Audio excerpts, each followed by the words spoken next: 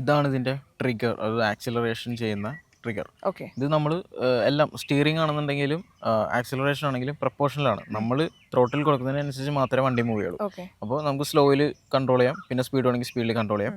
പിന്നെ ഫസ്റ്റ് ബ്രേക്കിങ്ങിലോട്ടേ പോകുള്ളൂ ഫ്രണ്ടോട്ട് ചെയ്യുമ്പോൾ, പിന്നെ ഒന്നും കൂടി ചെയ്യുമ്പോൾ റിവേഴ്സ് വരും. അങ്ങനെ പിന്നെ ഇത് റൈറ്റ് ലെഫ്റ്റ് ഇതാണ് ഇതിൻ്റെ സ്റ്റിയറിംഗ്. ഇതും പ്രപ്പോർഷനാണ്. നമ്മൾ ടേൺ ചെയ്യുന്നതിന് അനുസരിച്ച് മാത്രം നമ്മുടെ വണ്ടിയുടെ സ്റ്റിയറിംഗ് എങ്ങനെ തിരിക്കുന്നു അതുപോലെയല്ല ടയർ തിരിക്കുന്നത്, അതുപോലെ തന്നെ ഇതിലും.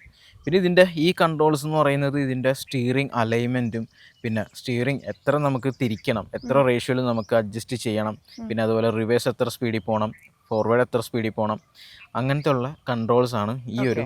പല റിമോട്ടും പല ടൈപ്പാണ്. അപ്പോൾ ഈ റിമോട്ടിൻ്റെ ഒരു സ്പെക്ക് എന്ന് പറയുന്നത് ഇതാണ്.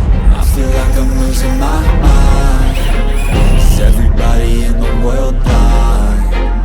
Please Lord give me a sign, a sign.